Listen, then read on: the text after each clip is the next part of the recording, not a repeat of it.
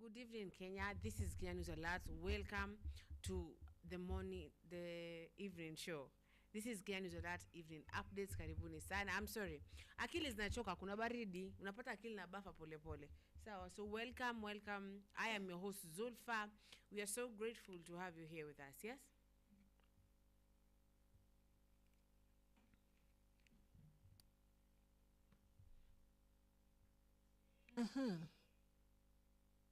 My name is Tilda. Welcome to the evening updates.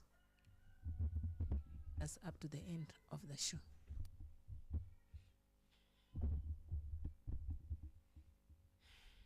Would you mind introducing our today's show? Yeah, today we just wanna, or right now we just wanna talk about, or we want to discuss about this thing of Rutos and Sawa. Kenyans should remove this government in 2027. And this thing comes all about the blood parliamentary, and this will be the Rutos end. We wanna just discuss about it, guys. So for free hapo naona tukiongea hapa unaweza ingia kati uchangie mjadala tuone tunaendaje ama tunafanya vipi kwa hii government yetu. Yeah, will people manage to take a Ruto outside the office, or Ruto will manage to get into the office, back into the office? Yeah, I think that is it.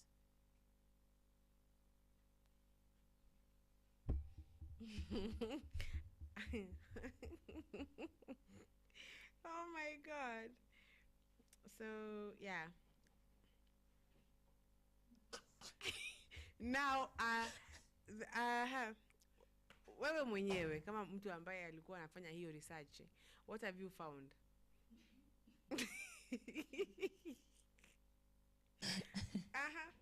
Sipendi venye unafanya, sipendi kabisa. Acha umbea. Nimbea sana. So, okay. Guys, when I was doing my research, I've passed through a lot of videos, a lot of conversation, a lot of, yani nimepitia tu vitu mingi. Pia leo nimeona, wacha ni sweep kidogo. Surprise me. Nimeona dawa ya wanaume ya kupanga uzazi ipo. Ipo imekuaga. Ishatokea sasa. Wana watu wa kituo cha afya wajafahamisha kuwa inafaa kukua. Lakini sasa imejaribiwa kwa panya na nyani. So inafaa. And this will be really good for the women. Yeah, at least it will be pro women. At least we understand the things. Wanandoa sasa. See my responsibility, like wewe mbona kunywa pitu, wewe mbona pia hukunywa pitu. Yeah, finally it's there. It's coming. We are waiting for the watu wa afya. Tunawangoja nyinyi sasa mweke sahihi. Now it's gonna come, and the men, hata ikiwezekana ya shindano pia ije zote. We need these men to really understand what you go through. So I've been doing a research of so many things. Nimekuwa hapa mpaka nimefanya research mpaka unafanya research mpaka unasikia kichwa but time tunaenda tukizoea kila kitu venye iko na tukijifunza anything that you want. By the way, guys, when I was doing research, I've noticed that many people outside the country and inside the country are talking just about Ruto to get out of the office. The Ruto's government should stop. In 2027, you should make sure that this government is going out of the office. And asking myself, like, how are we going to take Ruto out of the office? Or how are we going to do so that we can take Ruto outside the office? Yani atoke kabisa akainje. Many people are saying, why? It's because ameacha damu imemwagika sana kwa government yake. And why are people saying this? People are saying this because ikifika mahali mpaka the BBC Africa inawaletea something that you did yourself, but you yourself, you doesn't know who did this kabisa, mwenye alikuwa anamulikwa na shoot mtu anakufa, like the one that has happened yesterday or the day before yesterday in Angata. People are talking about it. Why just go kill innocent? Yani mpaka mnyama. Kwani mnyama anapiganga kura nawe vipi? So people are talking about this thing. Are you sure you wanna take this person back to the office? Are you sure with the choice you are making? Are you sure with the decision, my friend, you are making? Because you can't just sit in the office, listen to people crying, listen to people complaining and saying about how their kids, how the people, how their families are dying. Yeah? Watu wanauawa, wasichana wanauawa, vijana wanauawa, wamama wanauawa, and as a president, you are there, silent, talking about it. There is a time you came and tell us that you're going to come and say, or you're going to do something about this abduction. You're going to do something about this people that died. Yeah, and people said, okay, now you know people are dying, people are being abducted. Then you went silent again. You're not talking anything about people dying, people being abducted. You are not talking anything. Yani hata ile instant ya wale watu enye ile kitu ambacho kimefanyika kule Barakoi ama ni, let me just say Angata is the easiest. Baragoi. Nigo. Research. Go. Baragoi. Edi Baragoi. Do you want me to prove you wrong? It is Baragoi. Barakoi ni wapi? Hata si Barakoi ni something hapo. Hata so ngine bikoi sasa.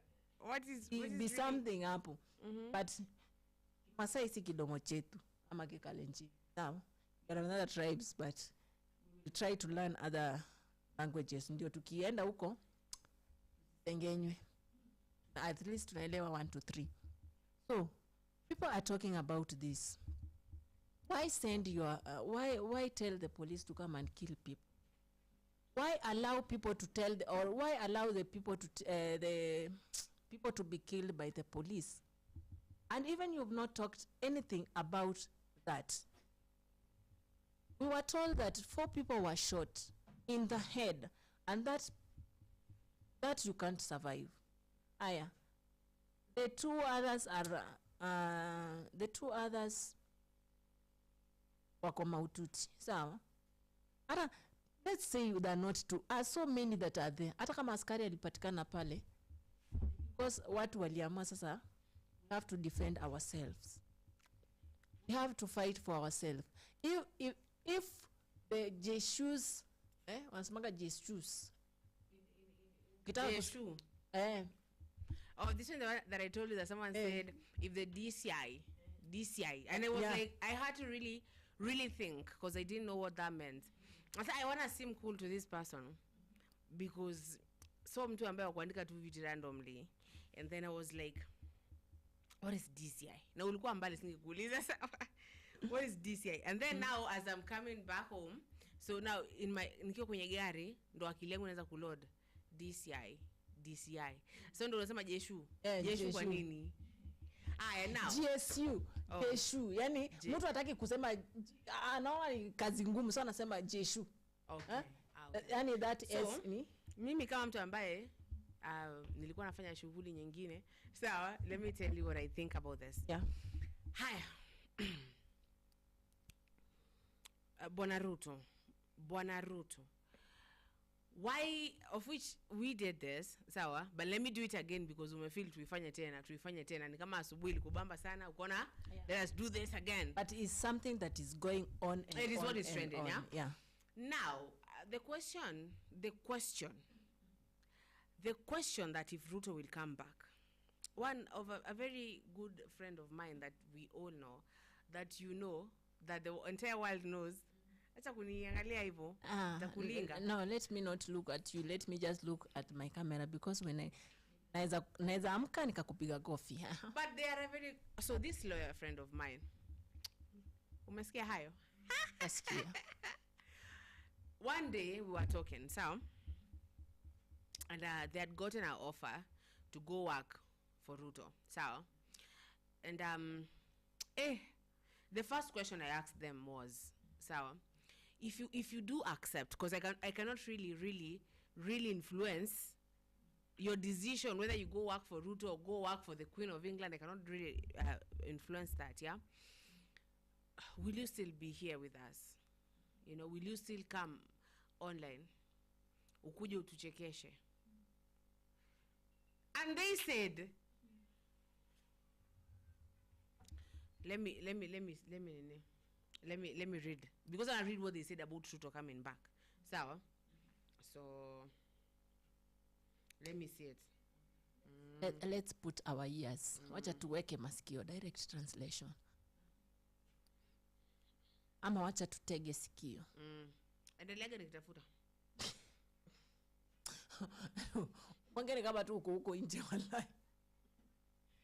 So guys, as she goes on looking for that, is it a message or let's just say it's a message. You have to tell us, or you have to live chat. How do you feel? What do you think about Ruto coming back in the office? Let's not use the chair. Let's use the office. The presidential office. How do you feel? How do you think? And why do you think that way? Because this thing is like, it's biting or it's eating mind. Are you sure you're going to vote this person back to the office, or you're going to vote him out? We should come to one conclusion. We should sit down and then to take a meeting. So we tell people we have to be one, so that we can out or take Ruto out of the office. And if you are not one, my friend, back in the office. We don't want, hatutaki aibu kila wakati country, and we don't want shedding blood. Time to shed blood, and that's why our flag has blood.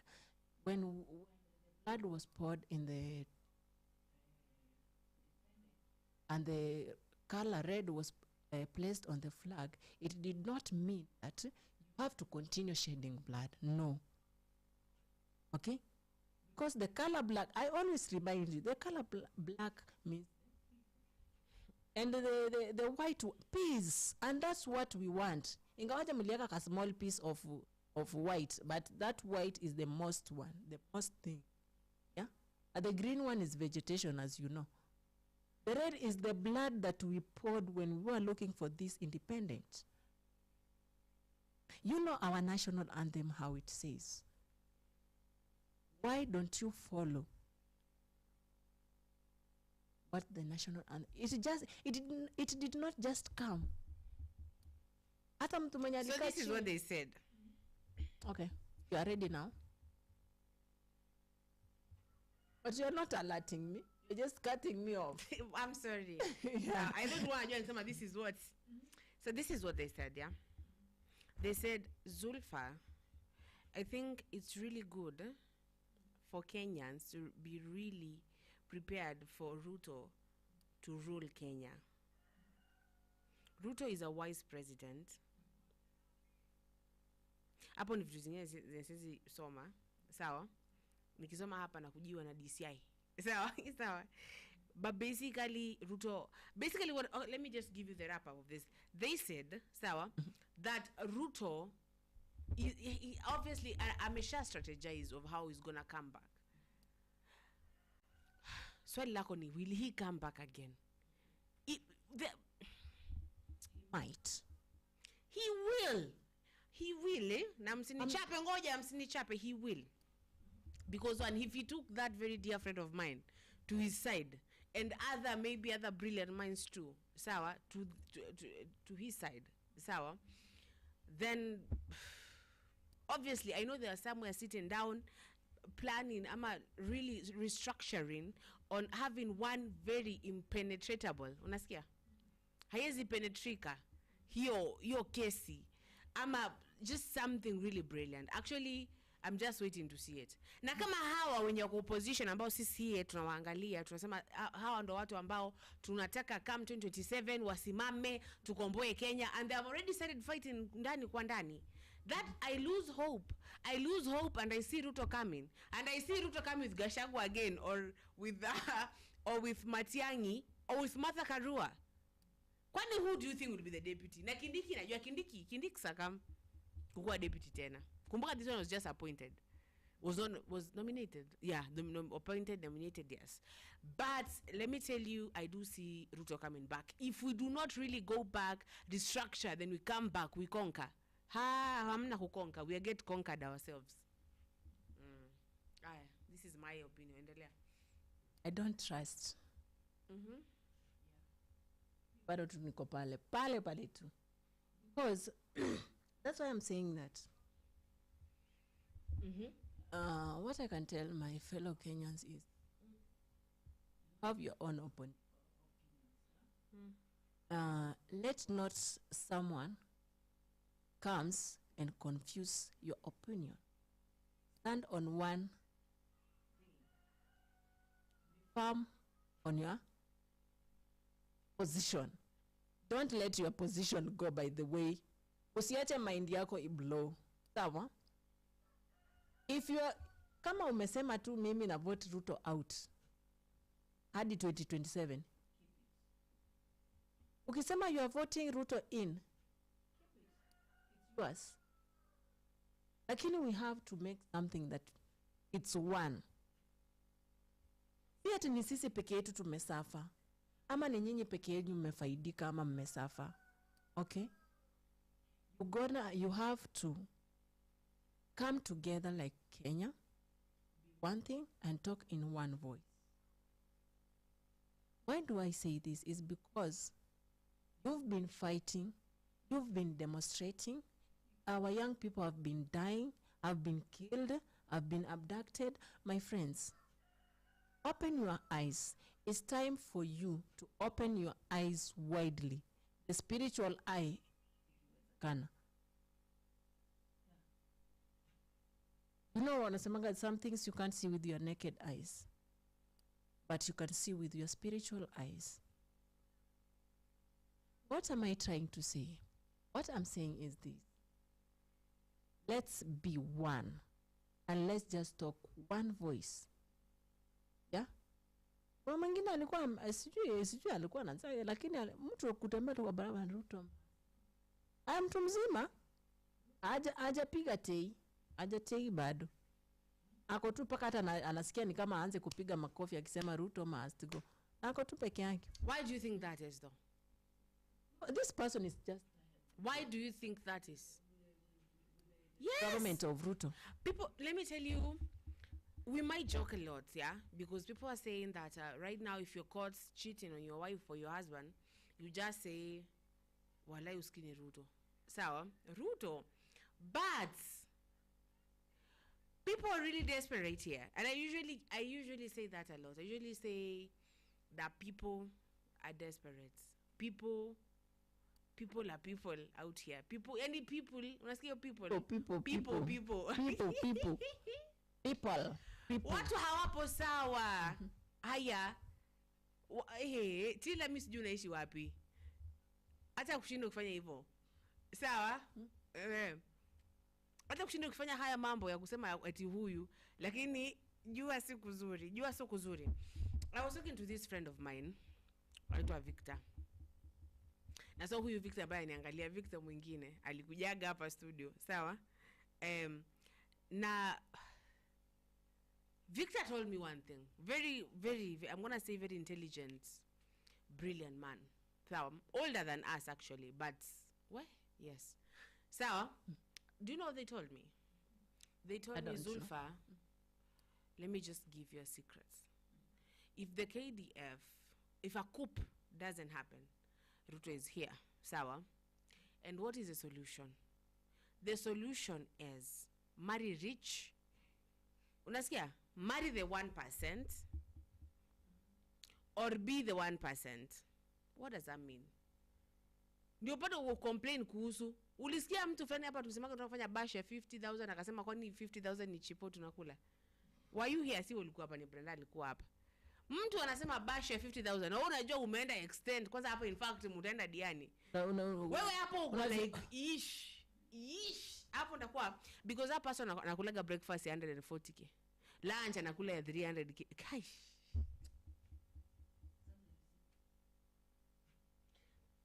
Hey. And then you tell me. Hebu mtu ampigie simu, ambia nipigie simu tena. What? Akuelezee. Anielezee. I want them to show me my way. To show me their ways. Why is that? To show me their ways. Sababu unakula aje lunch 300,000. Hata ukienda uwezi pata kama hata ni kitu ya maana yenye mtu. This person nilimwambiaga hivi. Sawa? Sababu we were talking about foods and I was like, have you ever eaten mushroom? I'm a drunk, whatever you do is just that, yeah? Have you ever eaten mushroom soup? And they were like, what? Mushroom inakuliwa? I'm like, yeah. Kwani who is your cook? They're like, my cook is this Tanzanian lady. Fire that lady though. I don't Tanzanian with you. Now, so and I have nothing against the Tanzanians, you know, I'm from there. So yes. Now, alienda kanunua mushroom soup ya 14,000. Kwenda tu kutest. Ajue kama ataipenda ama itaipenda. Na akaniambia alivyoonja litapika vibaya sana. So they had to eat something else. Huyo ni mtu ambaye anaenda, oh my god, aenda hapo anajipikia nyama. That is the 1%. Ando watu ambao feel Ruto. Those who don't really feel Ruto. They don't feel it. And that is what Victor was telling me. Either marry there or become the 1%. Which one is easier, Tilda? Says so nikwambia marry the 1% or become the 1%. Utafanya aje?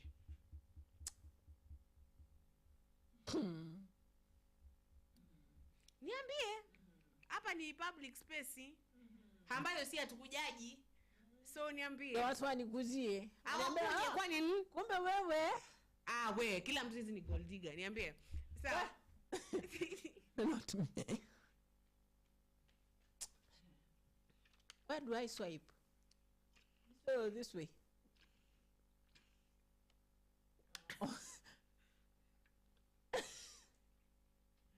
And this is not fair. You are becoming Gabriela now. Not fair. For me, I become I become the 1%. How will you become 1%? What if you marry the 1%, sour, and then you divorce the 1%, and then you become the 1%? Like Bill Gates' wife. She married 1%, divorced 1%, although he struggled with Bill Gates. Now she is part of the 1%. Any billionaire size in the world. Yeah. Because the solution is who you bro anakam, whether we kama hii ndo opposition. If this is opposition really Kalonzo and Matiang'I fighting before bunaanza je kupigana.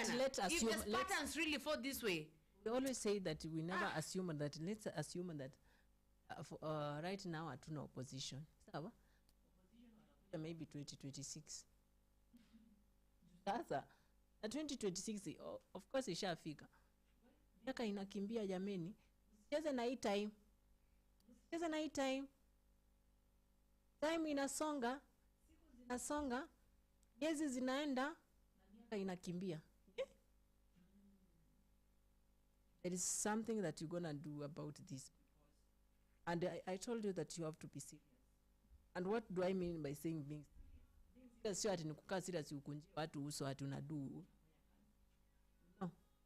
Kazi. Sawa. Lakini ongea na wananchi. Waambie kama wamefurahia na kitu umefanya. Kama wajaridhika wakuambie next. Somebody said we want those people and we say sha ifanyi. Kama sha ifanyi kesho amka toa hiyo sha weka kitu kingine yenye inafanya. Hapana kitu yenye inakaa mwisho inachachaifu. Sasa tuko hapa tunasema tu sha ifanyi na iko tu. Sha ifanyi na iko tu. Like there's somebody who went and registered for SHA. Funny enough. I register in IHF.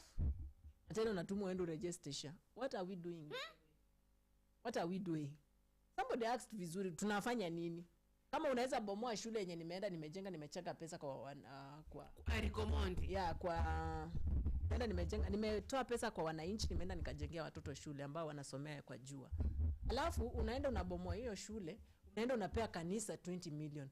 So what are you trying to do? It's the same. Yani atufikiri. But then mbona kanisa inapewa 20 million? Na kanisa yenyewe sadaka per service ni 80 million. Na ni ambabati kanisa yenyewe. Enyewe God amefanyisha biashara. Tena sana. That's why you saw Jesus going to the church and beating people badly. Hata mimi ikiwa mimi nitawatandika. Siku hizi kanisa unaona, kabla mtoke kuna managu hapo, kuna mdizi, kuna By the churches. Now churches are the first people that are failing us again. Wanafanya government ndio inakuja inaanguka times 20. We are not working the way we're supposed to work. We are not serious with our jobs. We elected you, but you are just there. Wewe bora tu umevotiwa uko hapo, wewe unafanya tu ile shughuli uko hapo. You don't care about the wananchi, the Kenyans. You don't care. Why? But why? Mbona mnafikanga tu hapo mna feel like mmefika, mshafika, no turning back? Ama ni mlifuata tu, mlifuata ile wimbo ya naamua kufuata, lakini Yesu na we are going to see the king. Hallelujah. Which king are you going to see? Which king are you going to see? Kwani ngoma gani unasema? I have decided to follow Jesus. Sisi kulile hiyo alafu unasema there's no turning back. There's no turning back. We are going to see the king. What? Yeah. Hallelujah. I will go to one of these churches these days. So yes. I don't like this. Why tumekuwa twins in the house? Wala mimi ndio kusema so ushasema nikaa pamoja. Zoeana sana. Inabidi nihamie Amerika. Wallahi. Sasa ukikaa hapa peke yako. Unakaa hapa unaanza kusema Kenya News tu alert inakungoja hapa. Njoo. Kenya News inakungoja uipe udaku. But nimesikia kwamba nani anaitwaje? Huyu crash wa Felo. Waiguru anafanyishwa nini na Senate? So nataka producer tupeleke huko. Twende tumwangalie anasemaje? Because we need to really know where our money is. We need to really know where money is being accounted to. Sawa? So that Waiguru stall. Is it stall? Stall. It's not stalled. Stall, yeah? Waiguru stall. Let me speak in pure Swahili. Base watching. And they want me to speak in pure Swahili. Now, sawa? Waiguru aliiba pesa. Tena pesa nyingi za wanarika. More than zaidi ya sawa mabilioni ya pesa. Na hivyo vibaya sana sababu hiyo pesa ilikuwa imetoka kwa sababu ya wanarika na I don't know how YCS is called in Swahili. Sawa? And that thing ilishaga tu hivyo. Ilisha hivyo na sasa Waiguru has wallahi be I don't know how to really speak in one language. I know both. But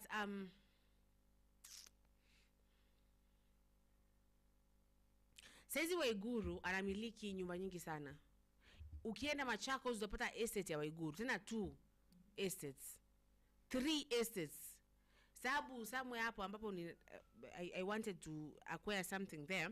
Niliambiwa hii land ni ya Waiguru. Sawa? Haya. Ukikuja hapa Kitee, ukienda Kajiado utapata land nyingi sana za nani? Za Waiguru. Hiyo pesa hata huyo mama hakupelekwa kwenye koti, akakalishwa akaulizwa where did this money go? No, haiku happen. Yani hiyo story ilisha tu 900 and something million. That is almost $1 billion, man. na hiyo story ilishaga tu tena chini ya maji na ikaisha hivyo vibaya. So when I see wakina Sifuna na mkalisha chini kitako wanataka wajue, you know, that really makes me feel really good, because I want these people to be accountable. Kidogo tumedhani kama Waititu amepewa uniform ya jela atakaa, akapewa pia na chapali, alafu the next moment tunaona eti tumeuona hamjauona mkono wa Mungu. Mmeonaje mkono wa Mungu wakati wewe umeiba pesa za wanadamu? Wewe wananchi umeibia pesa wananchi, alafu eti tumeona mkono wa Mungu. Akiwa nyinyi tena nyinyi did you see that video? Tumeuona. What have you seen? You know what? Isa zingine mimi usema watu wanachezea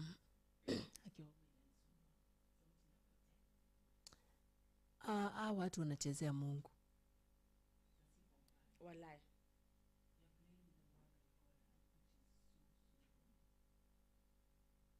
Tafuteni mkono mwingine mmoja, lakini mkono wa Bwana, mkono wa Mungu uacheni. Manake you are not we are not judging you. We are not judging you because we are not the right people to judge you. God is the person to judge you, not us, okay? But we are telling you it's our God too, sawa? Cheze hivyo. Wewe kama deal na situation yako, usafishe jina yako, sawa? And then you come to God. Okay? Hata wanasemanga before you go mbele za Bwana ama mbele za Mungu, sawa? Yule umekosea kwanza, muombe msamaha, ndiposa akishakusamea ama asipokusamea wewe bora umeshaomba, nenda sasa mbele za Mungu. Utakuwa umesamehewa kabisa clearly. But unatuambia umeona mkono wa Bwana and yet pesa bado wananchi wanalia pesa yao. Actually you are mad. Wacha producer tupeleke hapo. Ready?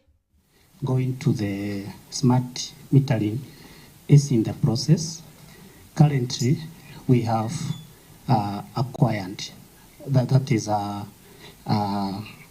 we have acquired funding from the water sector trust fund, which has helped us to acquire these smart meters, which we are going to store in zones, so that we can be able to know the amount of water which we get from one zone to another. Then about the consumer meters, having them being smart meters, we are also having some discussion with the Tana Water agency so that we can have them procured from that side. Yeah, you see, looking through your response, MD, and this I will address to you directly through the governor.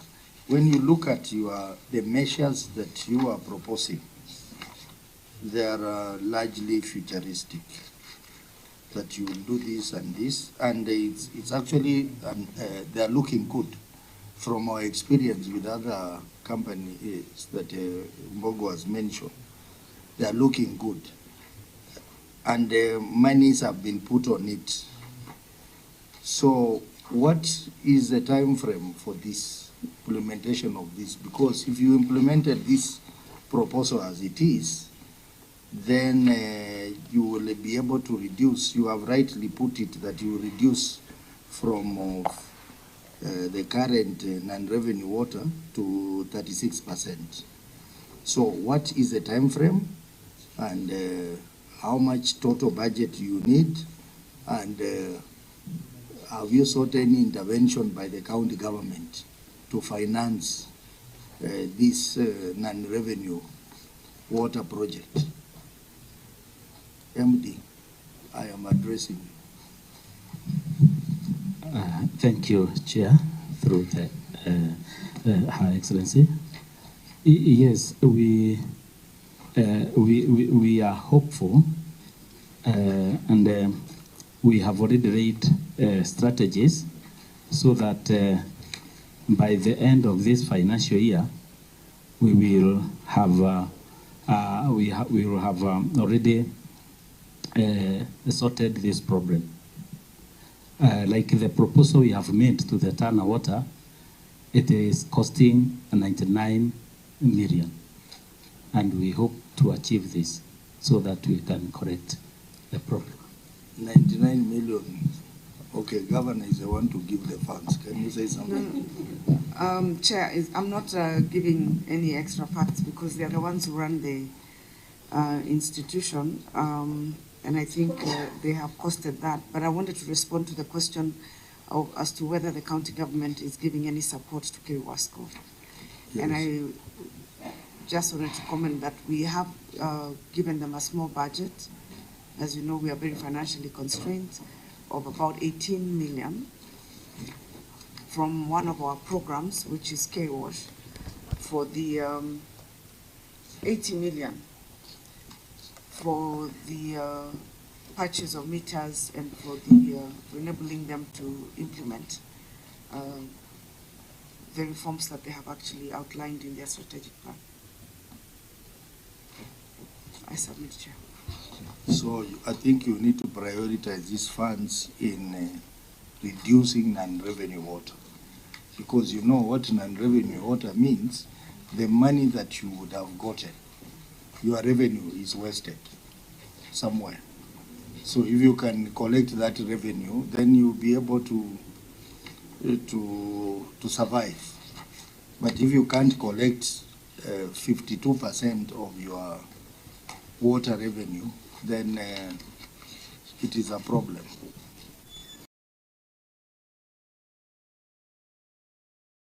It's a big problem. I've seen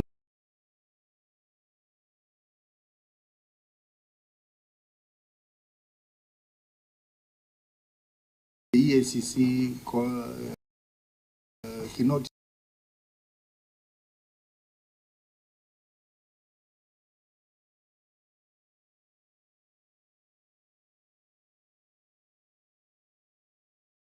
have a comment on this. No comment. Okay.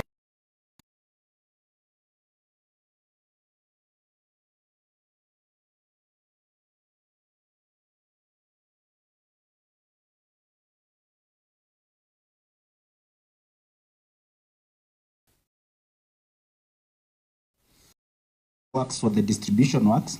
What we realized, these old lines were put in many years ago in 80s, and there has been so many illegal connections. And to cap that, we want now to do an overhaul to the system so that now we are able to annul the same. And also in regards to the illegal connections, we've been able, through Turnout Works Development Agency, we've been able to involve the Water Police Department in regards to capping the same. Thank you. I wanted you to talk about, because in your proposal, you have said you are going to apply GIS technology. I expected you to say something around that in terms of managing illegal connection. How are you going to apply GIS to manage illegal connection? Thank you, Chair. On the GIS, the major part is we want to map all our meters so that all the meters that are connected are mapped, so that when now the meter readers are doing the readings, they are able to locate all the meters. So the GIS comes in terms of mapping the meters so that we are able to locate all the meters. Okay, this is an area of concern, not just for Kirinyaga Water, but for all the county water companies. The level of non-revenue water is so high, so high. We will recommend that MD, you will do benchmarking. Your immediate neighbor there, Nyawasco, Nyeri Water, they have low non-revenue water. So there are one or two things you can learn from them. Kilifi also we saw, they are doing only 16% non-revenue water against international benchmark of 25%. So you need to go there and see for yourself what is it they are doing differently from you. Yeah, so that next year when you come, we should be expecting a huge drop in the level of non-revenue water to even below 25%. So, honorable members, let's go to the query on Non-implementation of audit recommendations. Auditor? Non-implementation of audit recommendation. The company was called for discussion to consider the Auditor General's report on the financial statement for the 3 financial years, lining up to 2020-2021 by the County Public Investment and Special Fund Committee via letter dated 12 April 2023, reference 2023/046, for the financial year 2021-2022 and 2022-2023, when the letter dated 11 November 2024, reference 2024/204, respectively. The audit examination of the invitation letter further reviewed. The committee requested to submit written responses, including supporting documentations to the specific issues raised in the sent reports of the Auditor General to respective auditors from the Office of the Auditor General. In addition, Appendix 1 to the financial statements on the progress on follow-up of auditors' recommendation reflected outstanding issues as raised in the prior year certified audit report. In the circumstances, the repeated findings from the previous audit signals lack of corrective action and management commitment in the implementation of audit recommendations. Thank you, Chair. Governor, management response. Thank you, Chair. The company received implementation resolutions of the County Public Investment and Special Funds Committee resolutions letter on 5th June 2023, which required implementation to be carried out within 60 days. Appendix 7A, County Public Investment and Special Funds Committee resolutions letter. The management submitted a written implementation resolution of County Public Investments to the County Public Investments Committee on 13th July 2024, which was within 60 days as required by the Public Investment and Special Funds Committee. Appendix 7B, Public Investment and Special Funds Committee Implementation Report. The current status: 1. The County Government of Kirinyaga has taken full ownership of the company since February 2024. Appendix 7C, Certificate of Incorporation, and CR12. 2. The company management are under performance contract effective 2020, which has been cascaded to all other staff. Appendix 7D, Extract of the Human Resource Manual. 3. The board was reconstituted in February 2023 as recommended under WASREP Corporate Governance Guidelines. Number 4, all company assets have been mapped. Appendix 7E, Water Supply Infrastructure Map. 7F, Mapping Report on Kiwasco's assets. Number 5, the company is currently implementing the non-revenue water reduction plan. This has reduced the non-revenue water reduction plan. This has reduced the non-revenue water from 59% to 47% as at February 2025. Number 6, the company has been in constant communication with Tana Water Works Development Agency pertaining to assets acquired through the Ministry of Water and those acquired through Tana Water on ownership documents. Appendix 7G. And number 7, the company currently has an updated asset register as per the Public Sector Accounting Standards Board. And 8, the Department of Environment, Energy, Climate and Natural Resources, Water and Irrigation has forwarded a bill on water and sewerage to the County Assembly for enactment. We forwarded this on 8th August 2024. Appendix 7H, copy of the water and sewerage bill. I submit, Chair. Very well, Auditor, your comments on the response by the management. Thank you, Chair. The issue of non-implementation on the auditor recommendation basically relates to the prior year. This is for 2022-2023, and we note that some of the issues that were in that report are still appearing now in the report that is before the committee. So in terms of the review, there are areas of continuous improvement, but the measures that have been undertaken and maybe the impact of the same is an area that is for review in 2024-2025. For example, we have the issue of the non-revenue water, we have the issue of the payables, we have the issue of the tax. These are the issues that were in 2022-2023, but subsequently they are also in 2023-2024. Yeah.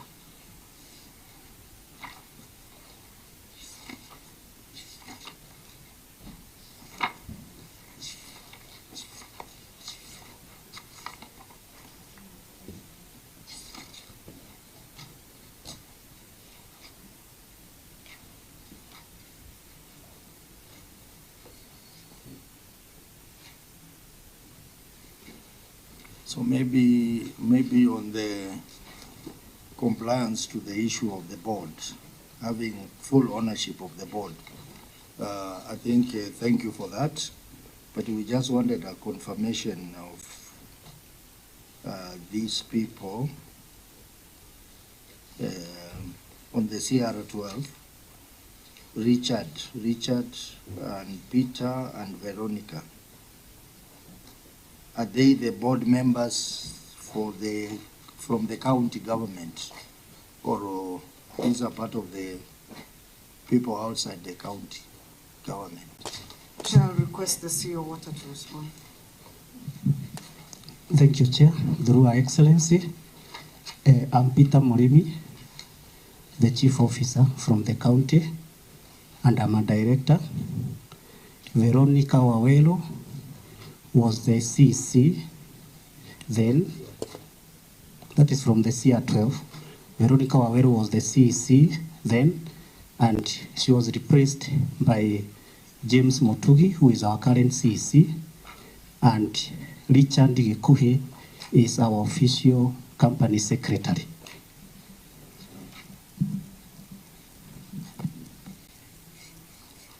Okay, I think that's in compliance with the Water Act. So I am also keen on the issue of the transfer of assets, where we had directed that the company, or through the county government, you engage in consultation with the Tana Water Works Development Agency for the purposes of ownership of your assets, which are still in the name of Tana Water. So maybe you can shed more light on that as well.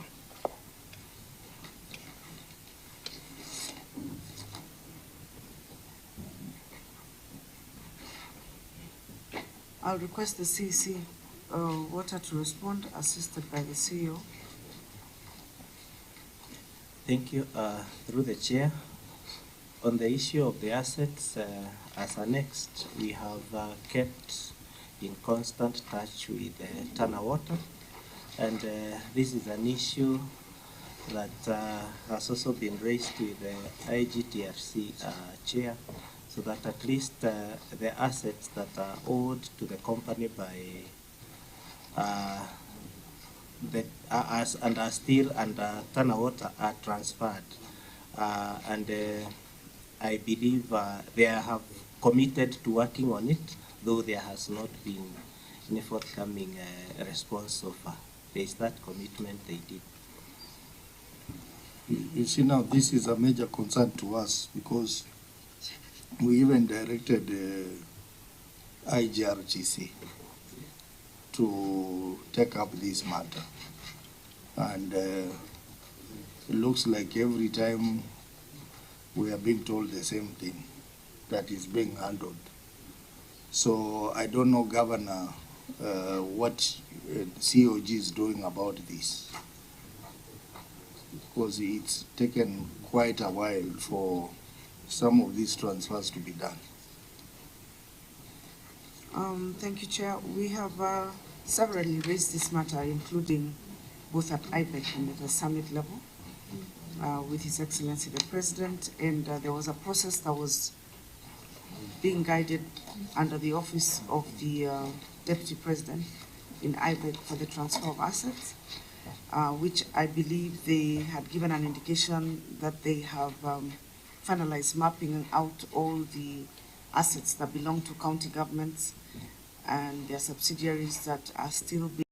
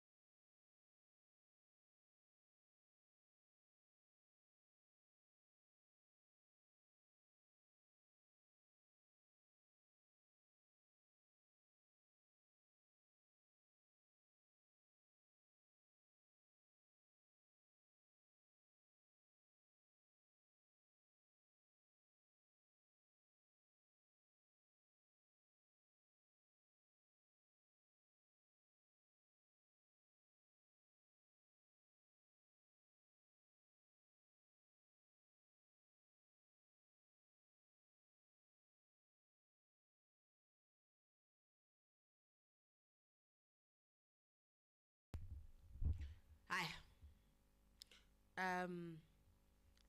Umeweza kumsikia Waiguru akiuliza maswali pale. Anayajibu. Sababu, you know, we need to really know where our money is going. We need to make these people be accountable for the money. Haiwezi kuwa tu msee anatoka huko anakuja anachukua pesa, hatujui mali budget. But you know that the senators are the people who wanaelewa mali pesa za county zinaenda. Na like we've seen some senators there akiuliza maswali. Wewe ni nini ambacho unaweza kidadisi from that? You said something a couple of weeks ago that struck me. Tuambie.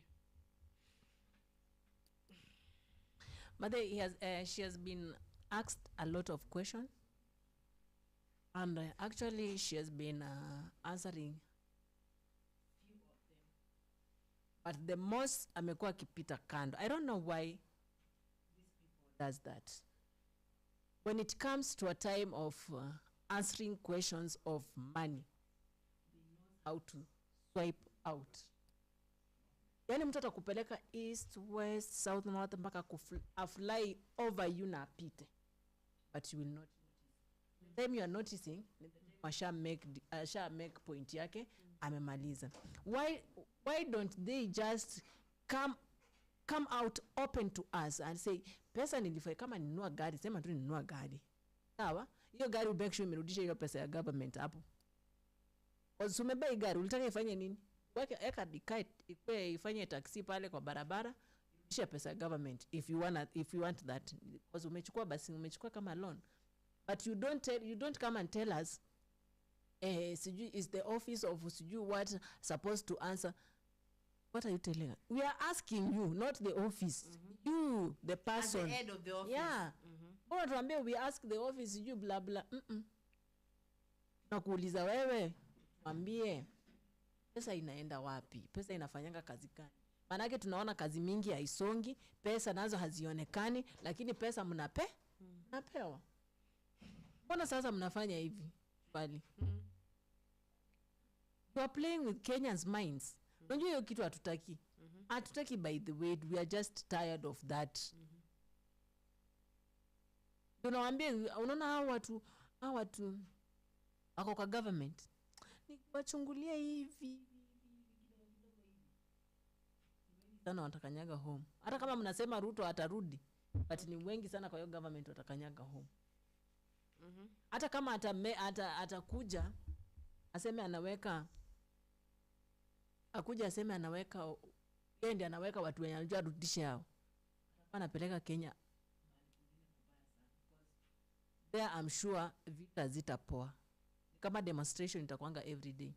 And you see, when demonstration is every day, how will you go to work? How will you work? Kazi itaendelea aje? As you know, kila mtu anataka amke asubuhi aende kazi, lakini nisema sasa kuna maandamano, and you know when there is maandamano venye kuna kuanga tough, huwezi enda job, huwezi hata toka nje ya nyumba. Unajua wana plan maandamano sahi. Now we just don't know now. Hatujui, because unajua nyinyi mnakuja mnatuchezea akili, mnatuzungusha, mjui hata nyinyi wenyewe mnapewa pesa, lakini tena nyinyi hamjui. Sasa mnataka tuulize nani? Whom do you want us to ask about the money that is being given in the office of the government, or of the governor, of the MP, of the MC, or of the whoever it is? Wacha by them mnatusumbua akili. We are not teachers to teach you. We are not teachers, and you are not students. Eti buko pale producer takosana. Concentrate. We are not here to teach you what to do when you are in the office. We elected you and placed you there. Ukishafika hapo, cause ulishasoma, unajua cha kufanya ukifika pale. Okay, go work then. Hapana sio pesa najua ilikuwa ikaenda ikakuja ikafanya ikafanyiwa ikapangwa which kind of a song is that now? Who doesn't want to listen to certain songs? Unataka wimbo ya ile nimemalizana na mambo ya barabara, mambo ya maji, mambo ya stima, sasa niko kwa education, at least vitu zi make sense. Pesa yenye mlipea hii imefika hapa, ishia hapo, sina zingine za kufanya, uongezee nyingine kama ni kuongezea ufanye kazi yako. But don't just misuse the money, the government money, the Kenyans money, our money. Yeah, that's our money. Tukikaa hapa tukisikia tunakusikiza hapa unaongea mambo ambayo ya make sense, like yani hata unaona mtu maitamani buy watch news hivi, mtu akudisappoint tu hapo kwa news aongee tu kitu yenye unaona hii kweli, baadhi hata uke juu rudi chini, I make sense kabisa, mpaka unatamani naweza ingie tu kwa hii screen nishike huyu mtu yani nimpige makofi mpaka aongee vizuri.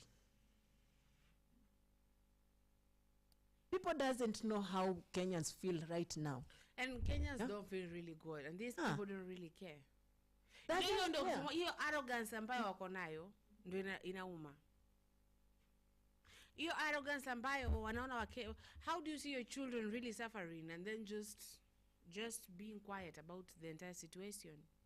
It is really bad. It is really, really bad. This situation is not really good. Yani nimekaa tangu ni anze kufanya kazi huku, we've been singing the same song. We've been singing the same song of how desperate, of how unhappy, of how we are as a Kenyan people, and it's like our cries are falling on deaf ears. So bad and too bad.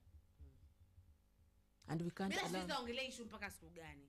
Sababu nimeshaiongelea. Let me tell you, at this point is like a song. It's a song of This is how desperate we are. This is how desperate. I'm always saying, as Kenyans, we're so desperate. So desperate. And the leaders don't care. And the leaders don't care. And the leaders don't care. And the leaders are so arrogant. And the leaders just, you speak and then are like, wewe, kama ikubambi hama Kenya. Kama ikubambi utakusafirisha. Kama wewe, najibu kutumia nataka kujibu, nyamaza. Wewe journalist, unakumbuka? Yeah. Wewe ukipewa Kenya basi ibebe vile unataka. Ati we tulia. And then we continue to be more desperate. We continue to be more sad. And then if we are desperate, we don't really care. Let me tell you, the moment that your people are desperate, hapo normally mtu anapewa 500, anakuja anapiga kashogo kwa kanisa. Sababu they need that 500. Hapo normally you manipulators, because when you're desperate, it's easy to be manipulated. Let me ask you, have you ever heard someone say that single mothers are desperate people? But are they desperate really? They're not.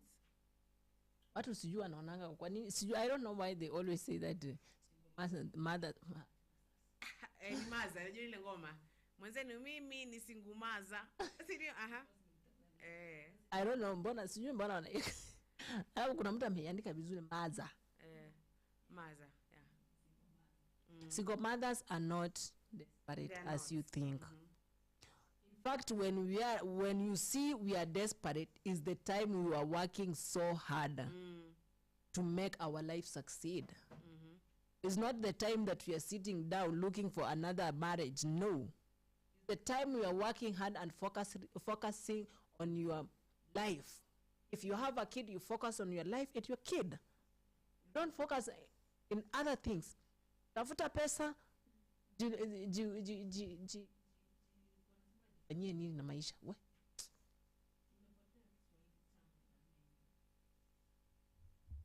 I don't know. I've forgotten. But mothers, remember, single mothers, they are not desperate. They're the most hardworking people, if you doesn't know. Most. So desperate sasa haina single mother. Desperate sasa iko na the man. Yeah. The man yupo hapa very desperate. The man yupo hapa hana kazi hata ya kumtoa huyo single mother nje. The man yupo hapa hata hawezi lipa rent. The man yupo hapa hata hajui kama jioni ataweza kuwekelea chakula kwenye meza. The man yupo hapa hata hana pesa ya nguo. The man yupo hapa, it is really bad. It is really bad that the government is making us kukua hivyo. Hapa unapata tunauza kidneys. Mtu unaambiwa tuna mtu random kwenye internet, I buy kidneys. Haujui kama atakuja hakudrag wewe akupe hiyo itangu aje. Nataka sasa nianze kufanya kazi ya kuja watu mimi. Sawa, wanachukua wananilipa. Sasa otherwise this. How fertile are you? I will know when I get to that point. Unataka kuwa surrogate mother? I know a place. On a serious note, I know a place where you can be a surrogate mother. They take care of you, but it depends ni pesa ngapi. Kuna ile contract ambayo mtaandika ni pesa ngapi fully, sawa? And then now kuna hile sasa watakutake care as a pregnant mother. Wengine ni wazuri sana mpaka wanakuombolea mpaka nyumba. Kama wanataka mtoto wao, boli ya mtoto wao ilelewe Kilimani, unaandikiwa Kilimani, inaweza kuwa mita 1, mita 2, unambebea boli, ukimaliza hivi unampea mtoto wake. Taki mita 1, mita 2. Songe mbele kidogo kwa sababu you know this is my life. I might die giving birth. Yeah.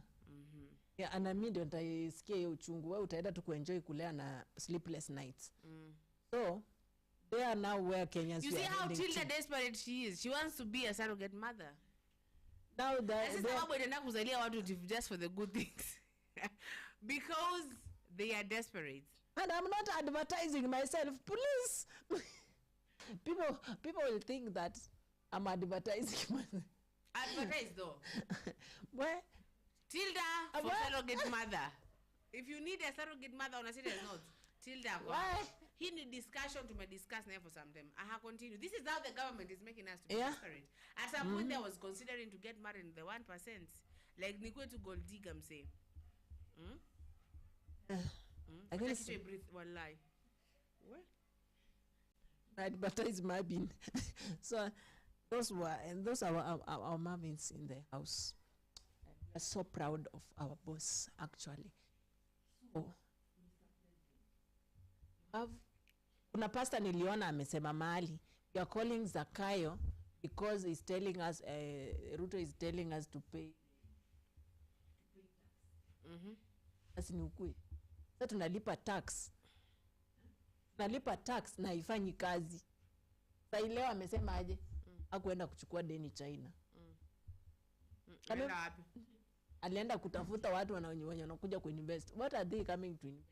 What are they coming? In fact, yeye amesema ya kwamba tunafaa kuwa thankful la kuchukua deni. Wanakwenda kumpea. Ilifaa achukue.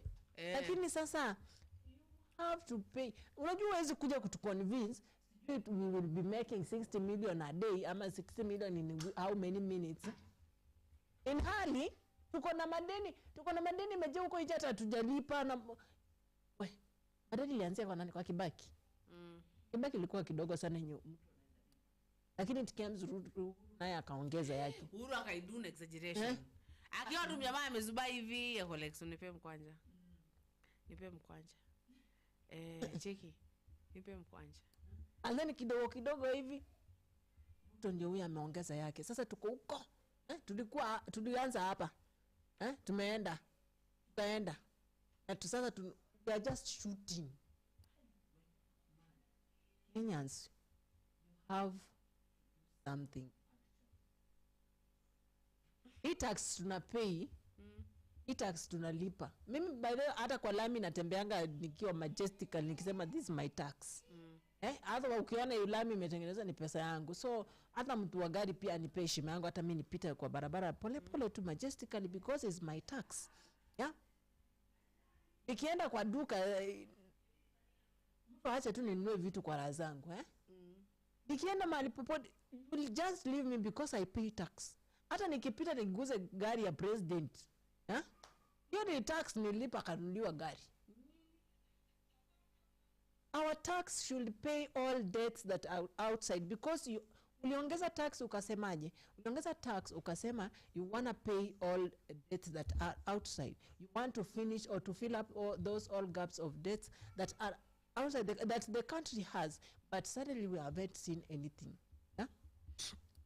We haven't seen you coming and telling us that you have cleared all debts outside.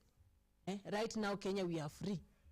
No, say a small country just coming and overtaking us.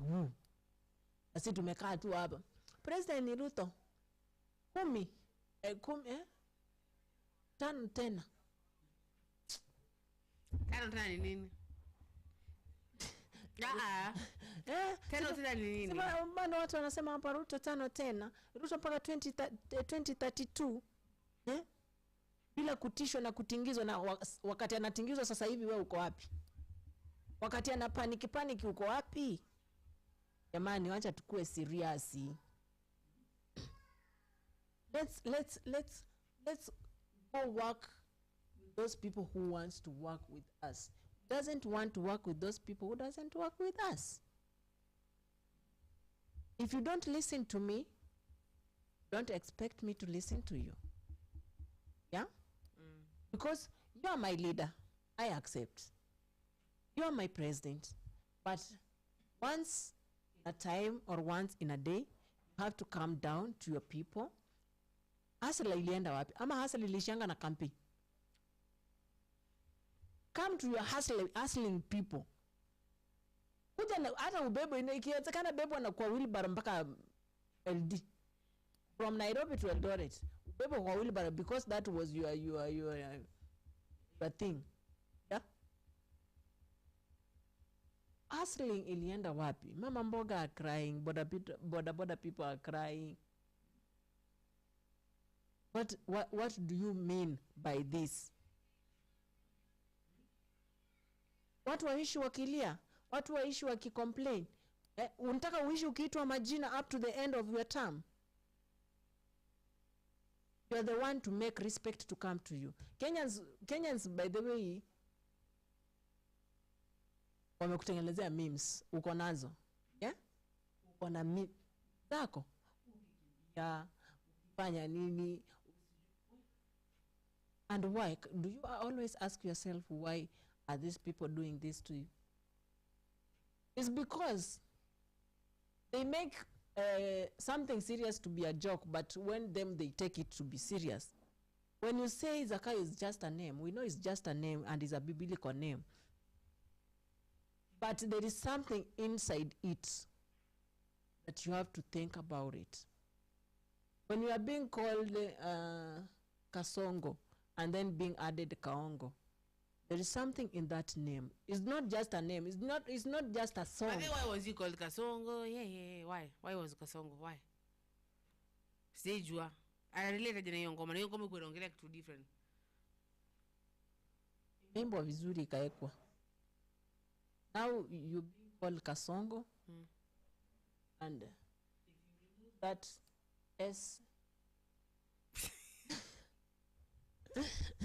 that is Kaongo. So Kasongo ni Kaongo tu. Ni Kaongo tu. Sasa uachane na sasa na Kasongo, ni Kaongo. Hiyo ndio jina Kasongo, hawakutaka ikuwe Kasongo, lakini sasa ilibidi ndio mtu aelewe imetoka wapi, lazima walete hiyo wimbo Kasongo. Kasongo ye. Mobali nanga. Kasongo mbona wewe songa lipala. Oh ye. But I heard it's about a man who mbona wewe.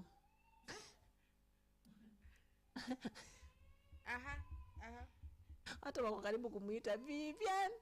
Ona mimi sijui nini bekosa. Wako karibu kumuita. By the way, Ruto has a lot of names. You are rich. You are very rich in everything. Mind, names, money, everything. But actually, you are the president that will be remembered in so many things actually. You are in history. Na tunataka sasa yenye itafanya hiyo history iandikwe vizuri. The time that you will be, we will vote you out of the office and tell you that you are now the first president of one term. How do you say it? How do you get it? Nice one. Nasi ati ni siri. Kenyans, let's do what we call being together, kukua pamoja, kushikana mikono, tuijenge taifa letu. Tusitegemee wakubwa wetu, tusitegemee at our leaders, because right now our leaders are betraying us in any way. They're trying to do anything to disappoint, to danganya, but they still need respect from us. For you, for me, for other people, you, me, us, all. You. Us. Let's move. I wrap up the show. So guys, let me tell you this, when we wrap up, when we are going home.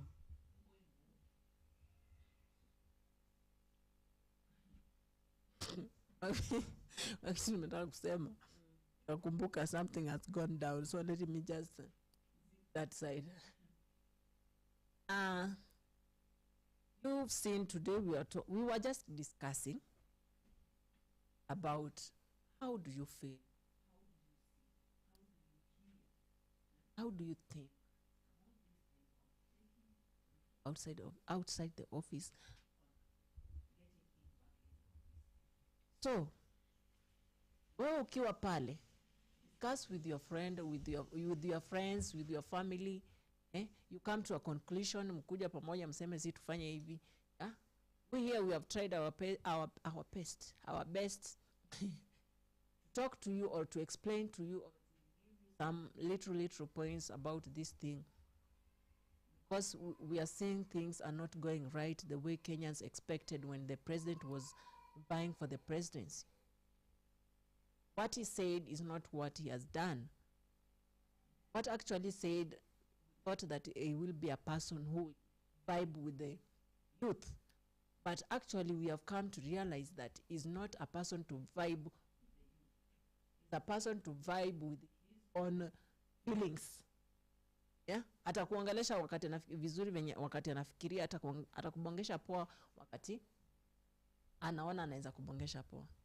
Thank you very much. This is Kenya News Alert TV. We appreciate having you guys to come here very early in the morning every day.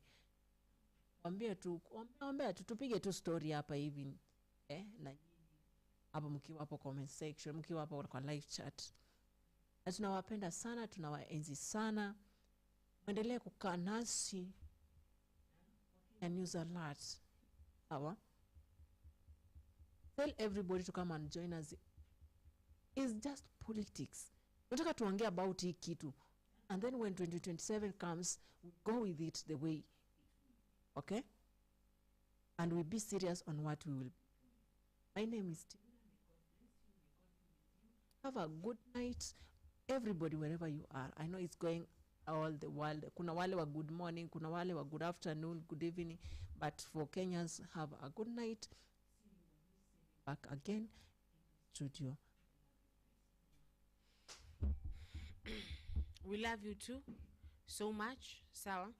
I'm gonna thank the 2 people that sat through the 1 hour, and thank you so much. Aya, Peter. Good afternoon, everybody.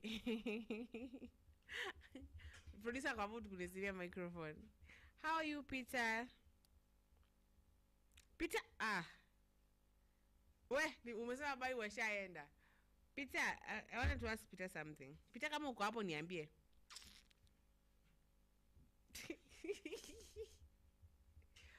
Peter, kama uko hapo niambie. I want to know something.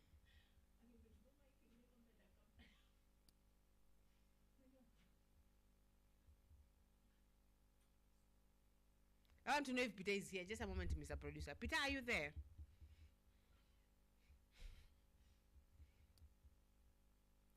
Iko. Ngoja Peter niambie.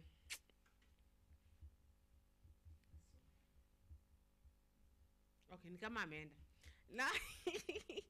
Now, people, we do appreciate you. Today is on Thursday. Yes? Yes? Wednesday. Akili man nakimbia. Sawa, akili nataka wiki ishe. Tunde the next week mwaka uishe. Now, thank you so much for joining us today on our live show. We do really appreciate you so much. Na kuna vensu bambika tukiwaona hapa. I'm still waiting nione kama naongea kama Peter reply. Okay. Sawa. Sasa basi asanteni sana. Tunawapendeni sana. Na tulisema hii channel iko Facebook.